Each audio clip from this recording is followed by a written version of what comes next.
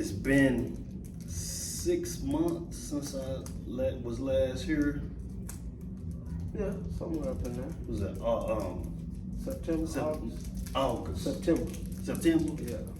So you was just getting out of prison, Right. so what have you been up to? Man, first of all, I've been obeying the laws. I've been, doing what I need to do to get the body off, to be able to move around and be free. Right. I've been able, take them classes they had me taking. Still got another one to do, but just maintaining to get that part right. And then get my electrical license back. And then got me a job. Shoot, man, just maintain, living life. What kind of job you got? Electrical job. Electrical job. You know me, I ain't gonna do nothing but electrical. Right. That's where I make my money. So you got your license? Yeah, I'm on my way to get my journeyman's back, but I'm still maintaining. Okay. And then I get my master's back. All I gotta do is I gotta go to Fort Worth, get some people to sign off on some things, and just do it right now. I'm just doing the bottom of the scale, but I'm still making good pay. I'm surviving. Right. So right now I'm able to start, I pay a little rent, so yeah. I'm climbing. You getting on your feet. Man, getting on my feet, paying car insurance.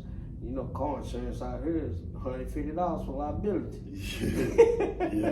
yeah, everywhere. Yeah, man, it's crazy. So what are you, how is the process been for you? Has it been a difficult process, or has it been easy? Man, it's been a little bit of both, because some of the things on the parole side I don't understand. And they kind of make it difficult for you out here. Okay. Even when you're trying to do right, they still try to make it kind of difficult. I ask them people, where's all the help at they're supposed to be giving a person fresh out? They ain't providing me with no help. Right. I ain't got no money, but they want me to pay this for this class. Go figure. So you kind of basically on your own. Man, you kind of on your own. You need support, like you. Yeah. You came through for me. All the Fort Worth come through for me. All the real homies, they came through. And man, that helped out a lot. That got me above. Without that support, it would have been extra hard. Speaking of Fort Worth, are you considering moving back to Fort Worth, or have you made your permanent home here in Houston? Man, I think I made my permanent home in Houston, man. I love Fort Worth. I'm always gonna love that city, but it's nothing like H-Town, man. This is so peaceful. It's so relaxing, it's diverse. I mean, man, it's just great. So much to do, man. It's just, if we was going biblical, this would be heaven. Right. Fort Worth would be hell. Okay. You feel me? Yeah. Shoot, they killing up here, but man, I like Fort Worth. Ain't gang banging like that. Everybody out here about money and living life, man. Okay. Fort Worth hard, man. That's a different breed of people, man. I love them. And sometimes I have to watch that down here. Because they so friendly and on that another level, and I be, I'm still Fort Worth. Yeah. I still think like, man, I'm tell you something. I was sitting in at the little house, right? And a truck rolled by. Yeah. First he rolled by one way, he stopped, and I'm looking. Then he go down and he turn around and come back. He's not looking at me. Right. He just stopping, because a couple of spots down is where he really looking at. Yeah. So he stopped again, and me and my cousin was sitting there, and I was like, man, I don't like this. He said, what you tripping on? I said, man, the rule in Fort Worth, if a car rolled down the street twice, you air it out. He done did it 4 times. Right. So I'm sitting there spooked. I don't know what's finna happen. I don't know if he finna shoot up over there. And man, he got out the car and jumped out and was just as happy. And I was like, man, wow. And my cousin was freaking like, man. I said, man, in Fort Worth, man, I'm used to things a different way. So Fort Worth and Houston play by a different set of laws. Different set of street laws. I told you, Fort Worth is more, I'll get you. I mean I'll get you. Well, they direct, forward is direct. You know, these people down here, they snakes, they sneaky. Okay. They'll get you when you know, they'll scope you out and they'll get you when you least expect it or when you're most vulnerable. Right. You know, forward will get you while you're ready for it. You know, you got a gun, they got a gun. Yeah. You know, Yeah. these dudes down here, they don't even, man, I'm gonna tell you something, bro. I have jumped in the car with, Follow the Positive Postman, y'all. I have jumped in the car probably with, you know, I'm gonna say 10 to 15 people since I've been moving around. Nobody got a gun. Okay. Nobody. Yeah. If I jumped in the car with 10 people in forward, they got a gun. At least 8 of them. Yeah. Nigga, you from forward, I bet you got a gun. Yeah. You feel me? Yeah. Hey. Yeah. And then when I say, man, y'all don't ride with guns or nothing, they, you know, my cousin told me, I don't put myself in a situation where I need a gun. Yeah. Yeah. You sure right. So you feel safer Here. or you have more peace Here. in Houston. And happy. You know, nobody know me. You know, I move around. You know, forward, I'm Lil Dave. You know, it ain't nothing for a little old dude to say, oh man, that go Lil Dave and gun him down and he gets stripes. You know, that's any OG dude. You know, down here, I'm a nobody. And I like that. Yeah. I go everywhere. Yeah. You know. You gotta look over your shoulder. Man, ain't gotta look over my shoulder for nothing. You know, I told you 3 weeks ago, I was in the club with Lil Kiki and all them. I didn't give a damn about them. Right. You know what I'm saying? Because it's just normal. It's just normal. And you said also that you see Devin the dude on a regular basis. Yeah. I see him tomorrow. Cause the little spot I be going to watching the games, that's where he be at. You know, man, just normal, cool dude. Yeah. You know, Yeah. no problem. I haven't seen one fight Since I've you've been here. And I done been to a lot of spots. I ain't seen no fights, no arguments, no confrontations, no none of that. All I've seen is a bunch of girls walking around butt naked. You feel me? Yeah. That's what I see. You still on paper? Or no? Yes, I'm still on paper. But you at first you had the ankle monitor. Right. Now you no longer own the ankle monitor, but No you're longer. still on paper. Still on paper. How long were you on paper? They got me for 2 more years, Okay. and that's it. What is that process like? What do you have to do while you're on paper? Well, right now I'm to the point I got to take 1 more class, and I took that when I was locked up. So I'm arguing and debating with them about, hey man, why do I have to take it out here in the world? But the reason why is because it's money. Yeah. So once I take that class, and all I do is pay my fees and go once a month. That's it. Yeah. So do you have any plans or do you have any future endeavors that you would like to get into once the whole process of getting off paper is complete? Yeah. I wanna do me a little traveling, for real. You know, and I wanna mess with these kids, man. You know, that's my heart. It's these kids. Okay. And I wanna get me a little group, and you know, start messing with them. Yeah. You know, not just basketball, but teach them how, you know, not to make that decision, that wrong decision, or what they think is wrong. You know, talk to somebody. Hey man, I'm here because life could have been a whole lot easier for me if I wouldn't have took the path that I took.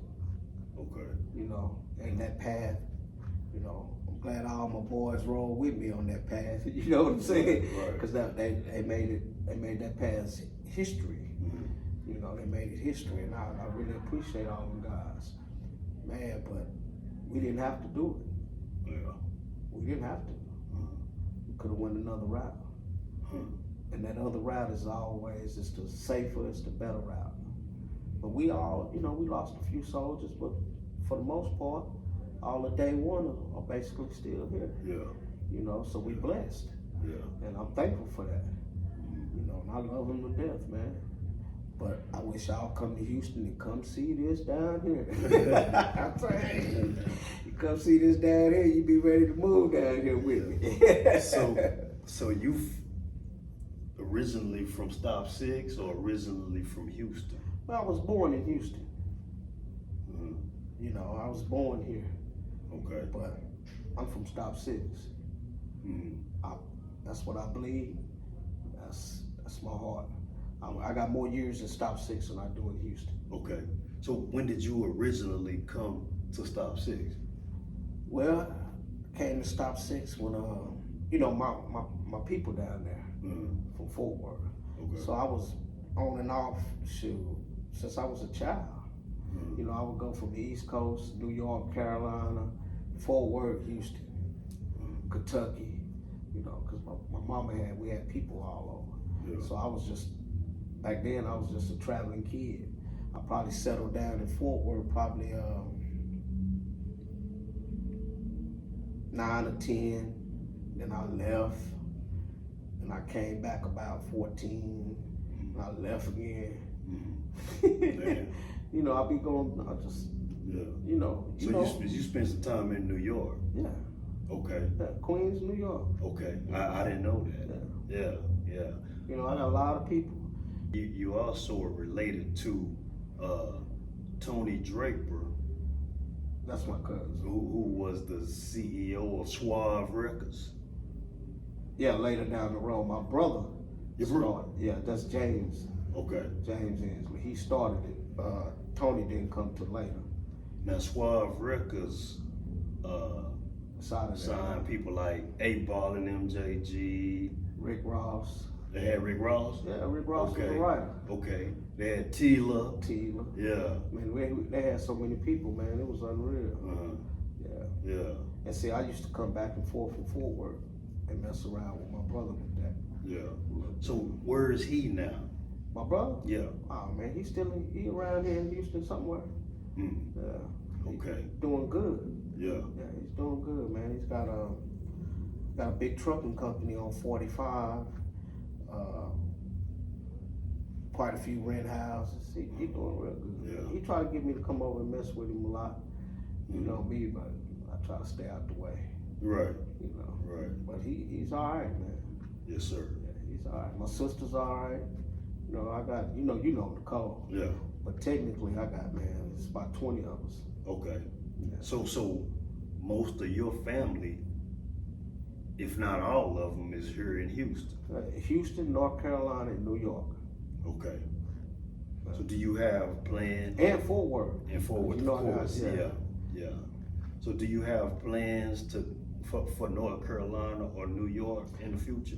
Yes, I do. They trying to get me to come up there to see me now. I mean, they trying to get me to come down there, come up there and see him. Yeah. And I got a cousin from New York. He's gonna come down here in a couple months, and he's gonna come see me. Okay. Well, Jamel, you know, that's my cousin. He Yeah. said he was supposed to be coming down here or something. He told me. But yeah, they gonna come see me. I'm gonna go up there. You know, I've been out of tax so long. I don't really, you know, it's been fresh beginning. You know. When you get ready to go to New York, let me know. Yeah. And we was talking earlier about the news in Fort Worth, Texas, and you said that some of the news in Fort Worth, Texas makes it to Houston. Yes. And we talked a little bit about the situation with little Ronnie and his daughter. Yeah. And you said that news made it to Houston, Texas. Yeah, man. How do you feel about that whole situation? Well, man, that's a tough one. I mean, I feel bad for the child. I really do. And you know, I don't know why he had his baby with him in a situation like that when things could jump off. I don't understand why he did that, because I think he put his child life in danger knowing that, hey, if he was already told not to go to the car wash, he shouldn't have took that baby with him. Yeah. He should have went by himself. And I hate that little girl lost his life, her life. I hate that. That's always terrible when a child leaves. But you know what God says? He says he wants the innocent, and that's his innocent. Okay. So she's in the best place she could be. Now there was speculation that he he got hit for 40,000 in a dice game, and he's allegedly set up the guys that hit him. I can believe that. And when after he set up the guys that hit him, that set everything in motion. I can believe that, because you know that old saying, what you do in the dark is gonna come to light. Yeah. You know, what you do in the dark gonna come to light, man. And you know, when you live in that life, there's consequences. You know that. Yeah. Man, look how many times the house got shot up on Carter. I think we own the record. I think Alton told me that house got shot up 28 times in a week or so. Yeah. Them consequences of being in the game. But also consequences of being in the game is not to jeopardize what you love. You know, I've never jeopardized my kids. I always kept my kids over here and safe. And when I did leave or be with my kids, we went out for North Richland Hills, Arlington, you know, Burleson, somewhere where I wouldn't be in the mix of stuff, man. Yes, sir. You know, yes, sir. You have to respect the game, man. And you gotta think. And you gotta think, because also too, you know, I hear people say this about, oh man, the kids and the wives are off limit. Not in Fort Worth, Texas, they not. Yeah. In Fort Worth, Texas, the game is real. Yeah. Where I see you is where I get you. Who you with, I don't give a damn. It's Fort Worth, man. Now in Houston and other places, yeah, it might be, if you got the kid, you off limit. But in Fort Worth, man, if I don't get you today when I see you, you might come back and get me. Yeah. So I always gotta be on point. Always. Let me ask you this. Now, the alleged killers did what they did at a car wash in Forest Hill in broad daylight. What does that say about them? Man, ruthless. They don't care. But now let me tell you something about that. Before he died at that car wash, and you look this up, 4 people in a week died in Forest Hill. Yeah. What does that say about the city? You know? Because back in the day, you know, we knew not to do nothing in Forest Hill. Exactly. And Forest Hill was one of the worst places to go to jail other than Mansfield. Exactly. See, the rules of the game, man, changed, and the streets are getting grimier. You know, these youngsters have no loyalty, no respect. They have nobody guiding them or looking up to them or giving them the right things to do. Now, you can go ask anybody on that block. They had to go to school. I didn't let them hang out during the day. Go to school. You get out of school, man, you free tags. You do what you need to do. But Lil Ronnie was in his 30s. Yeah. But He was a 30-something-year-old man. But Lil Ronnie also is affiliated with, sometimes, man, he's affiliated with something that he's not really, he wasn't even built like that. He's not even that kind of, you know, character. He's really a cool dude. I met him 3 or 4 times. He's really an all right dude. Yeah. But at the end of the day, he's socialized and he's associated with the other side.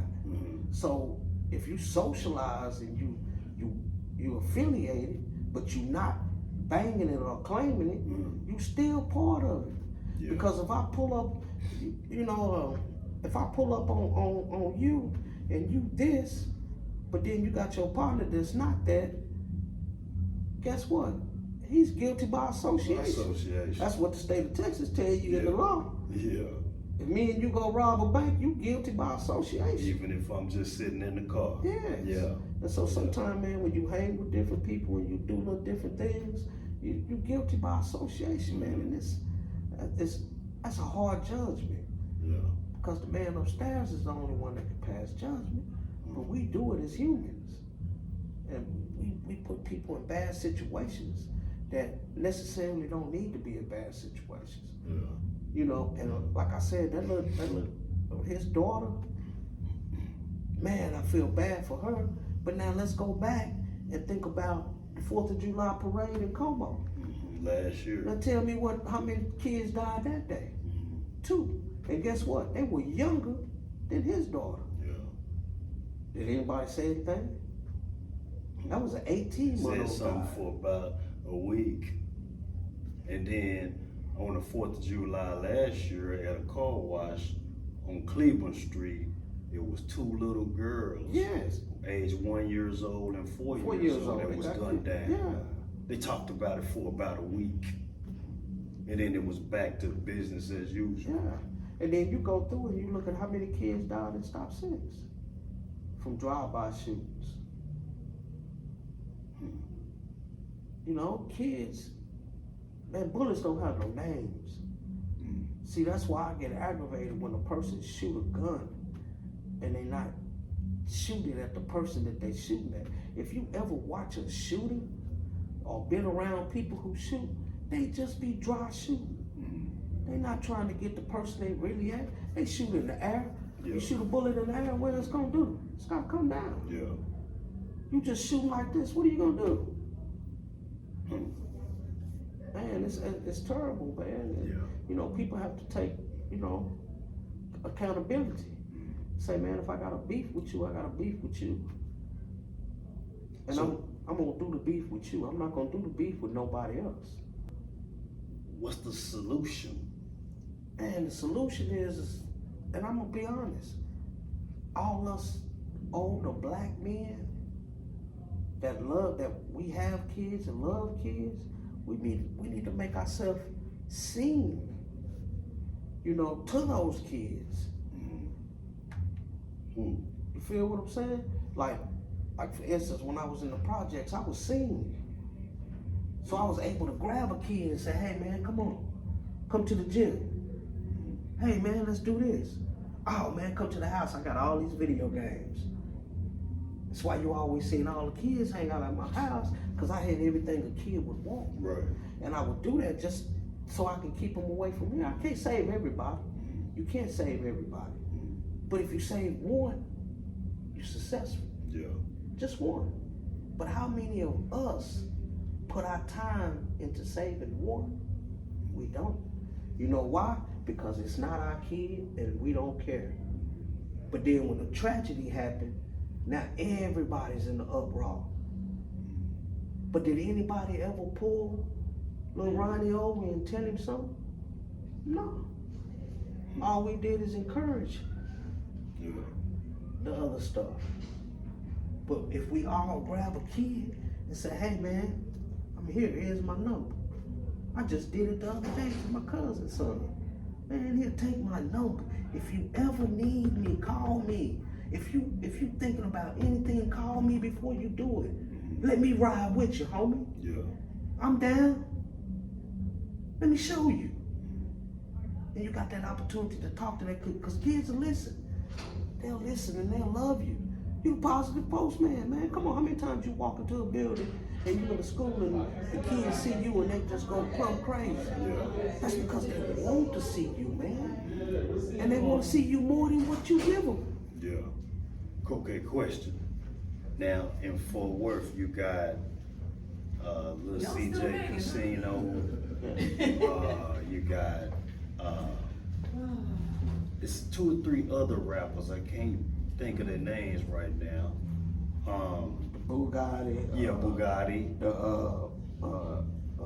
What's the other dude to be with Lil Rodney? Yayo. Yeah, go Yayo. And all of them. Kenny Boy's son. Yeah. All of them. But you want me to tell you what's wrong with that? They won't leave the nonsense alone. They gotta come together, man. When Fort Worth, when them rappers come together and become a family, it ain't nothing gonna stop them. You know why? Because they got the hardest lyrics. They don't realize it. They got the hardest lyrics, man. They the hottest thing going. People YouTubing it. And they got the drama. Yeah. Tell them to come to Houston and visit these niggas. Say, man, they love, they all out, but they ain't got no drama. They come together. Hey, man, I could do a concert with such and such. You know, he do a concert with him and they all come together and rep the city. Yeah. Fort Worth, you can't get them and them together because they want to shoot at each other. That's the stupidest shit ever. If you about money, that's why all of them broke. They ain't got no hell of money. Yeah, and no priorities. And no priorities. They roof raffing and hoof raffing. They ain't got nothing. They can't never one of them niggas show me $1 million. But I can go to any one of these rappers in Houston, nigga, they can show me $1 million. Now I can go to any rapper in Houston, they won't even have no gun. But I can go to any rapper in Fort Worth, he got shitloads of guns. Cause hey, I'd rather collect guns and be in confrontation with you than have $1 million. You feel me? These down here rather have $1 million and gold teeth in their mouth and candy paint cars and no guns. Yeah. The difference. Twisted Black. Yeah. I guess his ordeal is to unify all of the young rappers. Have you heard of any of the songs that he dropped recently? Yeah, I heard a few of them. How do you feel about what he's doing and what he's saying? Do you feel like he's authentic? I like his music. You know, he's a good rapper. But when it comes to unifying everybody, I don't think he's putting his best effort into that. You know? And the reason why I say he's not putting his best effort into that, what rapper you name out of Fort Worth is halfway on the block of making it? Twisted Black. So he would be considered the OG, right? Right. So when the OG speak, everybody listen. Right? Supposedly. Yes. So if he speak, why ain't nobody listening? Cause he not speaking. He not speaking. See, I could tell him something. That don't necessarily mean I'm doing that. See, if I tell you something, you can take that shit to the bank because you know what? I'm gonna do it. See, if I tell you I'm coming down there to do this and do this, then that's what I'm gonna do. I'm a man of my word and I stand on it. But if I tell him I'm gonna unify the rap game and get everybody together, well, man, come on, if you're gonna do that, do it. Say, man, look, I want you to do this, I want you to do this. Say, come over here and do this and mean it. Right. Man, I said, we ain't gonna have none of that. And we finna get together, we all finna get on the album. Right. And then if you got the money, guess what? Money talk, bullshit walk. Say, man, come make this $1,000 right here. Right. See, you come make this $1,000. And you make it work. That's how you do it. So if you had to say, you know, a few words to Twisted Black, look in the camera and say what you would say to Twisted Black. Say, Twisted Black, if you really about unifying the rap game in Fort Worth, stand on it. Be about it. Do it. Don't run from it. Do it. Because you are a figure. But you have to do it. And you have to get with somebody from the east side, the north side, wherever they at. You have to get somebody and bring them together, man. Because if they all come together like you said, they can't be stopped. Fort Worth cannot be stopped if you do it the way that you said it. And I heard him say, hey man, if we get together and do it, you can't be stopped, man. You can't. Because they spitting. Yeah. Like Lil Dave. Like my nephew, Brandon, freestyle, man. This dude is the freestyle king. And then you got Pat West and them. So man, them dudes got something. Yeah. But they He got rapping too. Yeah, they gotta find a way to get it together. Or even if you're not gonna be part of this, get on your own. And then when you get on there, when the like Pat West and them, when they get on their own, man, we have to support them. Listen, it takes a community to get them out the hood. See, when they do something down here, the whole city ride with them. So the whole city gotta ride with them. But we gotta find a way to get together. But how can the city ride when the east side and the south side are always trying to kill each other? Yeah. That's been there since I was little. Have you been keeping up with Yella BZ? Oh, and the Mo 3 Yeah. Yeah, I've been seeing it, you know, but that goes again. So that makes the news in Houston. Yeah, that made the news everywhere. But at the end of the day, what is that? That's friends. That's friends. Mm-hmm. You know, sometimes. But now, it was alleged that Mo 3 was bullying Yella Beezy and Earl Spence. He probably could have, but I mean, he probably did. But at the end of the day, guess what? They was raised up together. They played t-ball together. They played little league football. They went to elementary school. They friends. Mm-hmm. So of course he probably, bullied him a little bit or did whatever he had to do. But at the end of the day, though, that's friend killing a friend. You know, that's sort of like me trying to kill you or you trying to kill me. Right. That's friends. Yeah. You know, and friends fall out. The friends get jealous. See, sometimes the people close to you will hurt you before it's a person over there that'll hurt you. You know. You lost your son. Mm-hmm. Was it 2012? 13. It's 2013. Yeah. What happened, man? Man. Wrong time, wrong place. Man, I don't know, man. I've been saying I was gonna really investigate it, because the first story they told me is that he was robbing the people inside the house.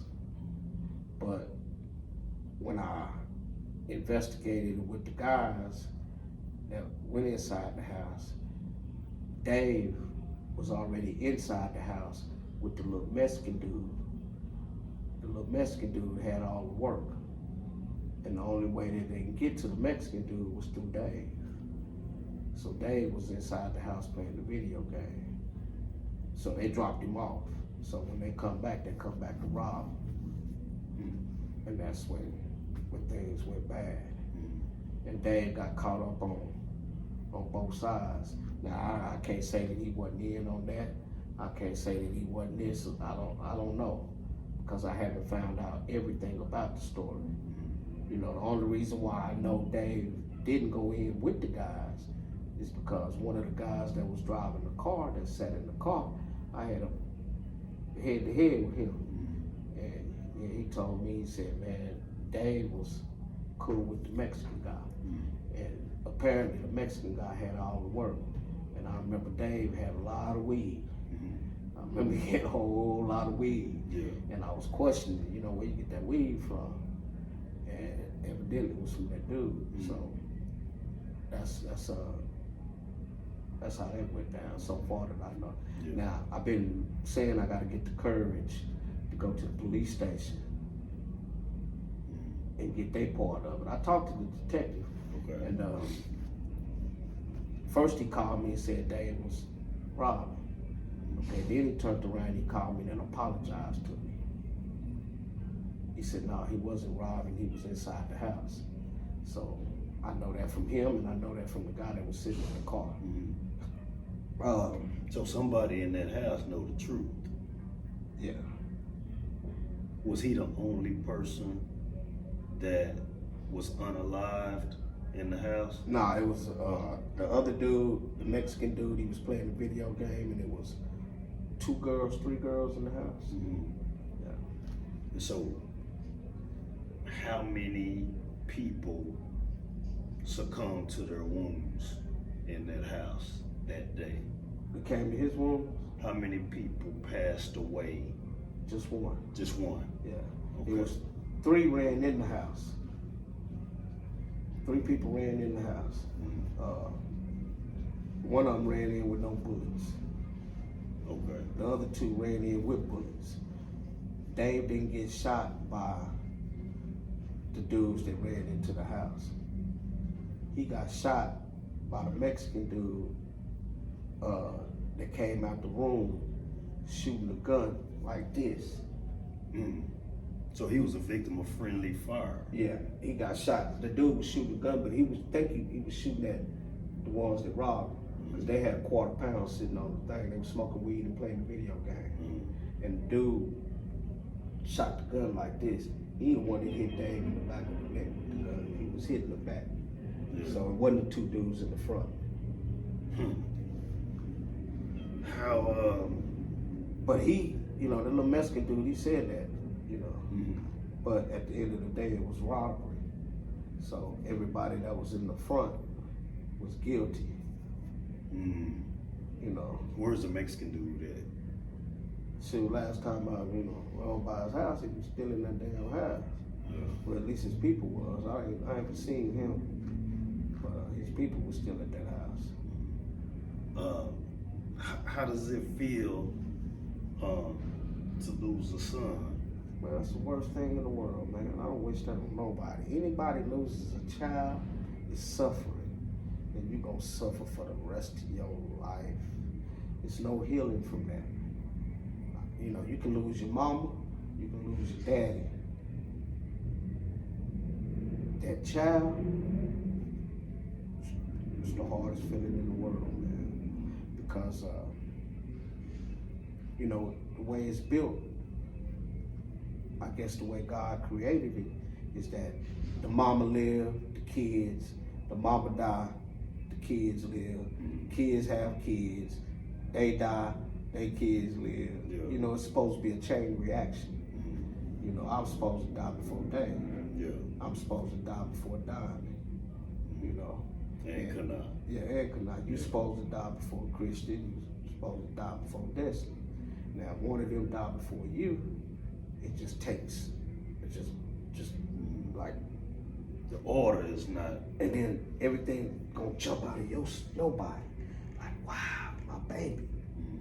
You know, and you just, man, it's heartbroken, bro. I mean, it's the worst feeling in the world, man. I never get over that. I have my days, I have my good days, I have my bad days. I have days when I don't want to talk about it. I have days when I do need people to talk.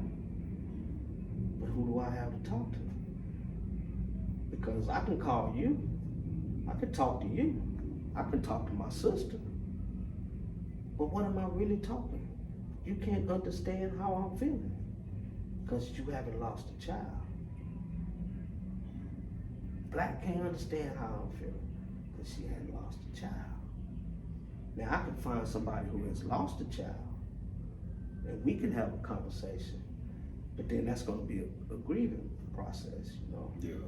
And the best thing that helps me is celebrating his life. You know, the little life he had. That's why I shoot out the pictures. I let everybody give love because I'm celebrating his life. And you know, the best way to grieve is celebration. Right. Which is what we're supposed to do. Yes. Yeah. Yes. And that's when people ask me how, man, I don't know how Dave handled that, man. Because I celebrate his life. He's always living. Yes, sir. If you could do anything different, they say hindsight is 20/20. Okay. If you could do anything different, what would it be? In life? With Dave, with little Dave. Oh, man.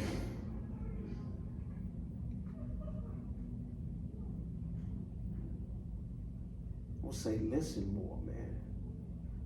Listen. Because, you know, sometimes as a parent, and every parent is guilty of this. Sometimes we tend to think that we know it all and that we're right. But sometimes them kids' opinions and values is crucial, man. It's crucial. I gave him everything he wanted. I gave him all the love he wanted. I gave him all the attention he wanted. I did everything that I thought I was doing right. I could have listened. You know, sometimes we say I love you, but we don't listen to it. You feel me? Sometimes you can tell a person, hey man, I love you. And sometimes that person, I love you too. But he's not listening to that I love you. Because like you was telling me earlier, there's certain ways that you say things, and there's certain ways that you do things. And sometimes when you're a father, or you a strong father, or a strong mother, sometimes you don't take the consideration of what that child is thinking and feeling. Right. You know, I go to a lot of counseling and do things like this, and they tell me stress. And I say, okay, Stress. What's your definition of stress? And you'll give me the definition of stress. Then I say, what's your definition of stress for a spiritual man? It don't exist. Because God didn't put you here to stress.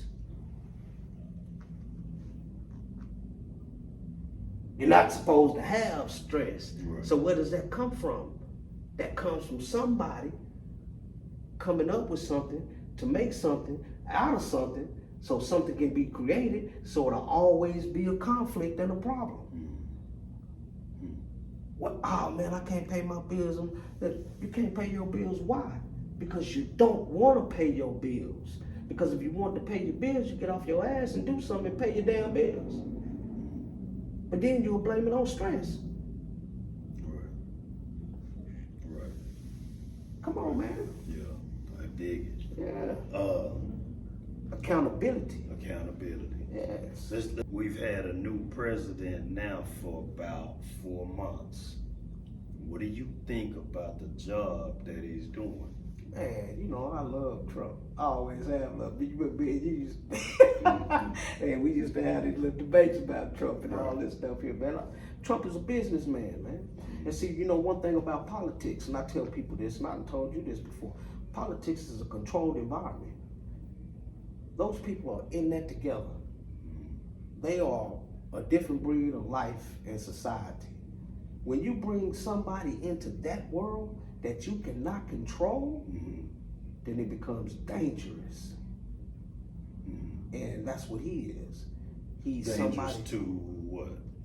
To them. Okay. Because to the status quo. Exactly, because now it ain't about how y'all see it or what you've been doing. It's about what's right. Man, how we gonna get out this deficit? Well, this is how we gonna get out the deficit. We're gonna cut these people off. We're gonna cut this off. We're gonna stop this, you know, the abortion laws that they got in Iran. Man, it's 30-something, $60 billion we spent on childbirth over there in a country that don't have nothing to do with us.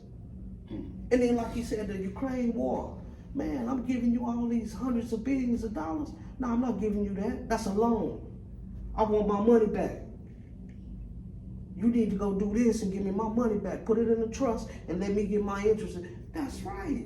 Why are we giving over there when we can't give here? How many homeless people out here, man?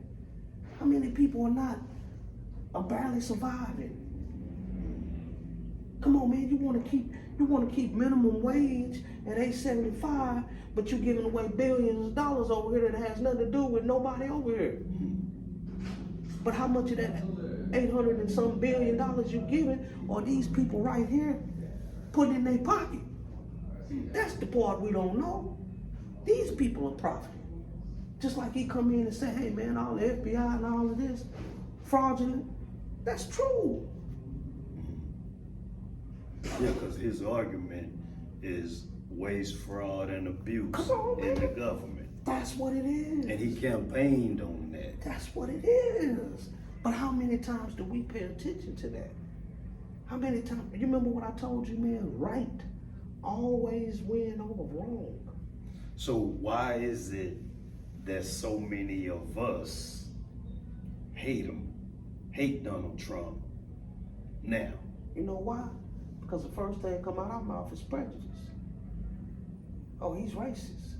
Where did that come from? Man, that's just the way we look at things. Because I know back in the 80s and 90s, you know, he was constantly rapped about by rappers. You would constantly see him around black people, Mike Tyson fights, etc. But now he's supposedly racist. Because do you believe he's racist? Nah, I don't believe he's racist. I don't. And if he is, he'll never show it. He might be racist at his house. Everybody racist at their house. Right. You know what I'm saying? Right. But I don't think he racist like that. I don't think he'll never show it. I'm gonna tell you something, man. See, a lot of black people think, oh man, I'm Democratic. When you shouldn't be Democrat or Republican. You should be what's gonna benefit you. See, you didn't, I mean, I might have told you this, but if you go back and you look at what's the dude that just was president? Biden. Biden. If you go back and you look up Biden when he was senator, governor, or whatever he was in California, he signed a law to send black people to jail. Is that racist? Donald Trump, every time he pardoned somebody, what color are they? Black. Pardon Lil Wayne. He pardoned the black people. But Biden signed a law to send them to jail. So why is it that black people are so in love, or do you feel like black people are in love with the Democratic Party, and why? Because the society that we live in and everything that we have going on in this world, you know, you have leaders and you have followers. And a lot of people follow. And the reason why they follow is because they hear it on the TV. They hear it in a rap song. So they tend to go with what they hear and not what they, you know, really believe. You know, because if you speak anything in the Bible, what's the purest thing on your body? The heart. How many people follow their heart?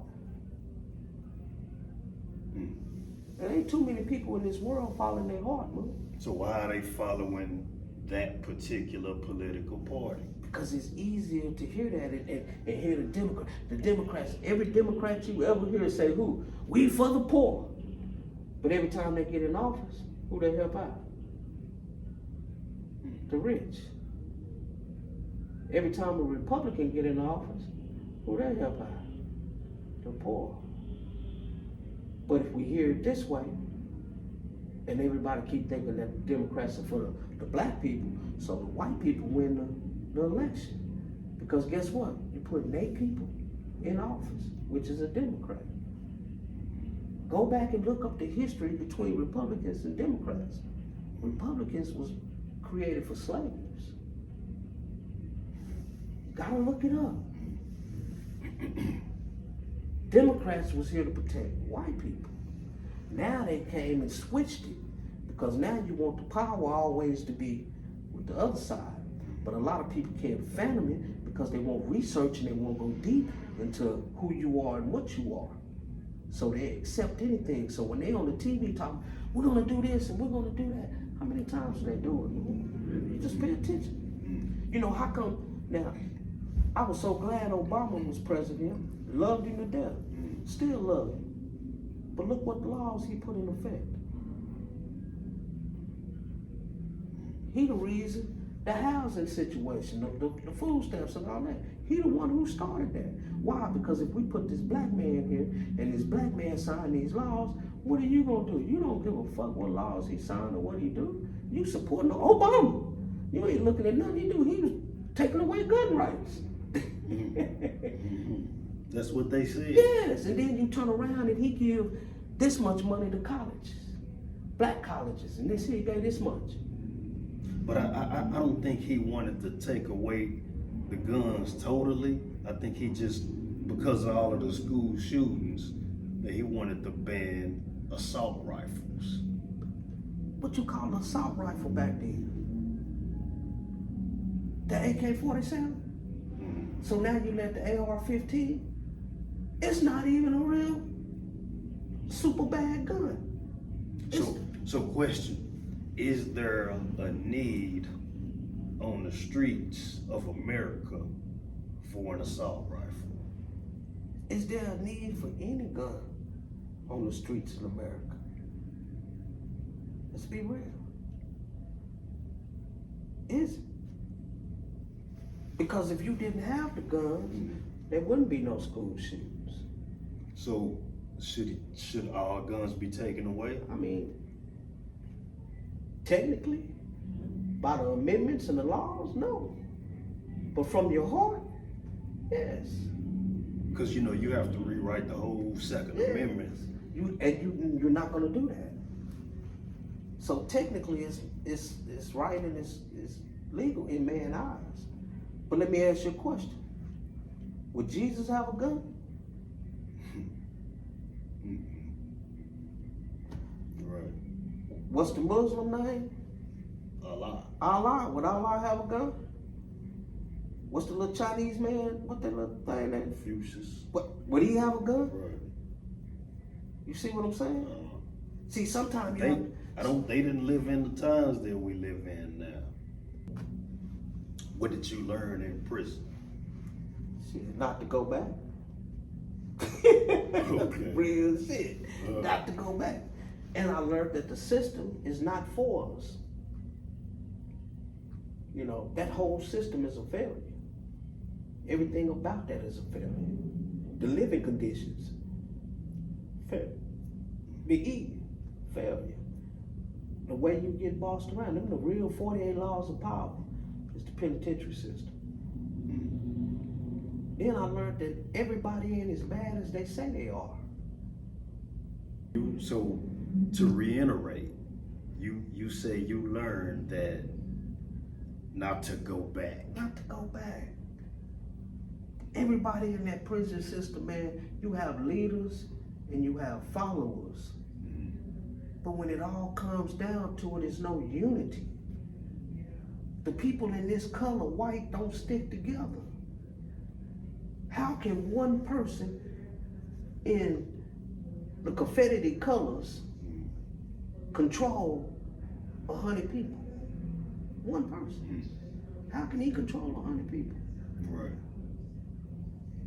Because the 100 people that's right there, really not about that life. They followers. They're not leaders. So, what did they feed you in prison? And a bunch of, dog food. That's what I call it. You know, pork noodle casserole, pork roll, chicken day, you know, cake here and there, vegetables. I'm gonna tell you what they're based on though, and it's really a good thing too, and a lot of people don't understand it. They're really based on the diabetic diet. You know, you gotta have 3 vegetables, you know, 2 vegetables, 1 meat. Right. You know, so it's really based on a healthy diet. It's just trash. Did you eat it? Yeah, I ate it. I'm still healthy. Yeah. I'm still healthy. But you know, back then I heard once upon a time they was feeding people some bad meat and food and stuff. They made them switch it up though. But shoot, man. I didn't figure that was gonna kill me, man. I interviewed a friend, a homeboy of mine from Eastwood, who was recently released, and he said that the beans that he had on, I want to say the Middleton unit, the beans were spoiled. I believe you. But is spoiled beans gonna kill you?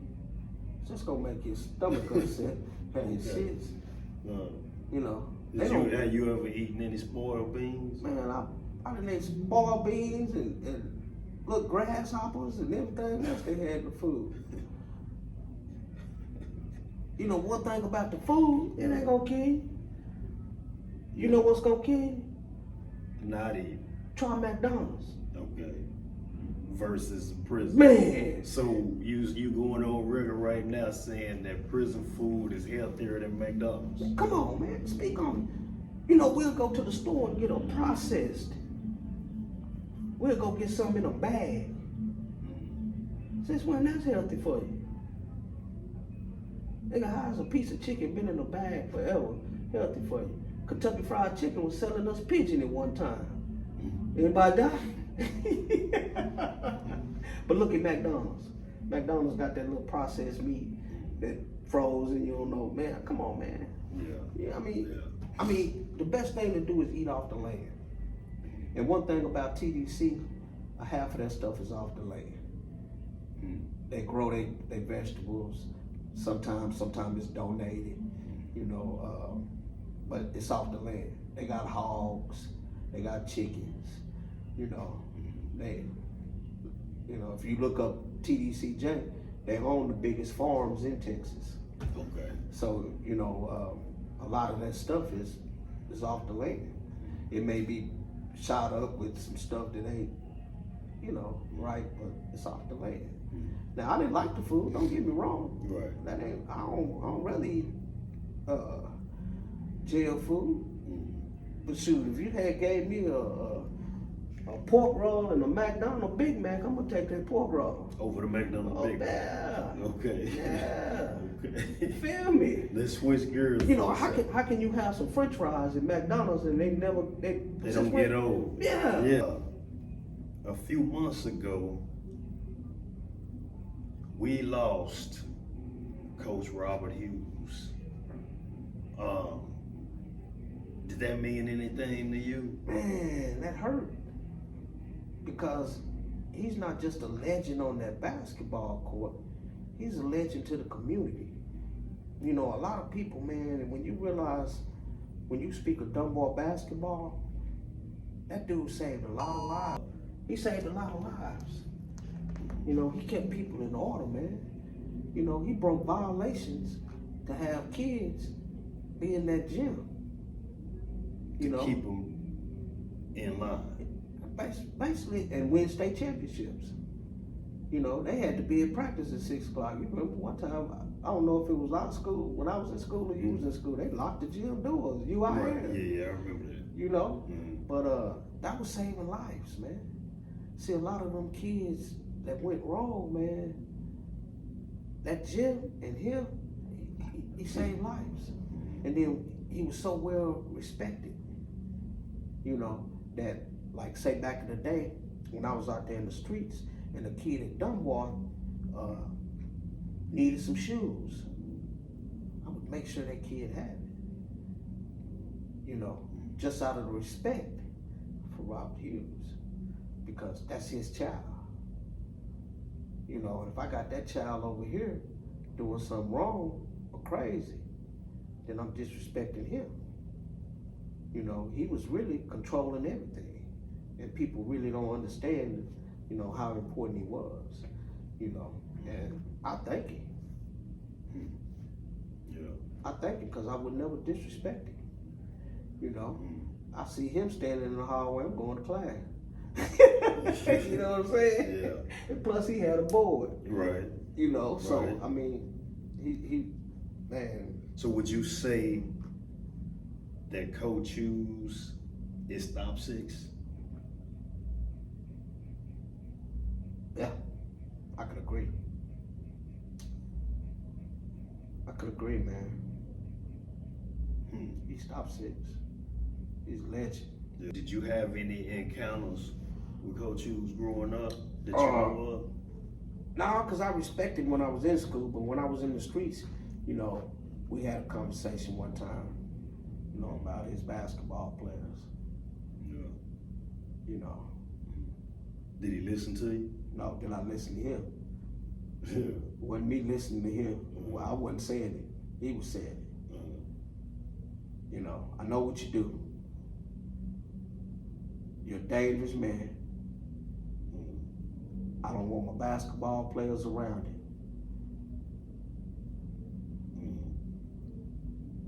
I respected that. Even though I still mess with some of them, like Pac-Man, I still had them down there, you know, the dick sucking, all that other in the little spots, you know. Yeah. You know, I respected it, you know, because he really wanted what was best for those kids, man. And not only the basketball players, he wanted what's best for the community. You know, and then you have to look at another thing. He wasn't really, you know, messing with that other side. Straight top 6. Yeah, he wasn't messing with the dope part of it or whatever. You know, he was very focused on what he was doing, and he just didn't want this to interfere with this. But he knew he couldn't save everybody over here, because he still had kids, you know, that went that way. But he just wanted to, you know, to save as many as he could. He did a damn good job. Yeah. You know? Yeah. And I respect that. And yes, he stopped 6. When you... They need to put a a big statue. Yeah, I agree with that. Yeah. When it's your time, how do you want to be remembered? What do you want people to remember about you mostly? That I cared, bro. You know, I loved.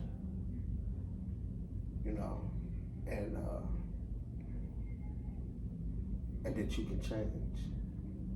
That's probably the biggest you can change.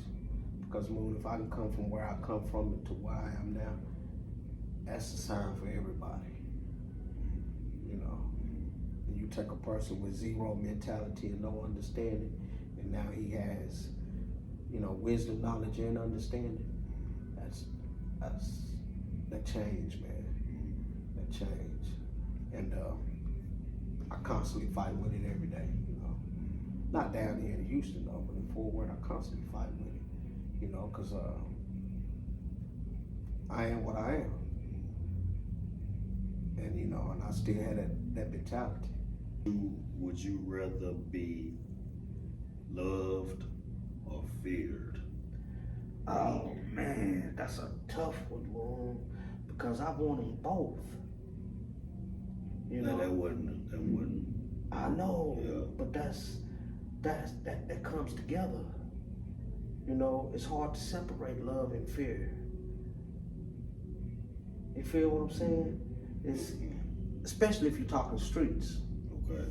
It's really hard to separate the love and the fear, because if you're not feared, you can't be loved. And if you're not loved, you can't be feared. You can't be feared. But now, see, if it's a relationship, Well, I think if you're not loved, you can still be feared. if you're not loved, Either or. If you are loved, you can still be feared. If you're not loved, you can still be feared. yeah, that's what I'm saying. It go both ways in the streets. But now we're talking about a relationship with a man and a woman, and I want to be loved. I don't want to be feared. But if we talking streets, I want both. You want to be feared and loved. I want to be feared and loved, and I want to be loved and feared. Both ways. You feel me? Because if he love you, he gonna respect the game. If he fear you, he ain't gonna even challenge the game. He gonna love it anyway. Right. You feel me? Right. You know, but in that relationship, I want to be loved by that woman. I want to be loved. Okay. Now, if we're talking about, let's say we're just talking about me and you. I don't want you to fear me. I want you to love me. But if we out there banging, yeah. You want the fear. I want the fear. Yeah. Scarface or Tupac? Man, you know I'm a Scarface dude, man. Cause Scarface is the best storyteller that ever done it, man. Now, I love Pac. Don't get me wrong, I love Pac, man. Pac that's probably my number 2. You know, but Face, man, ain't nobody tell no stories like Face, man.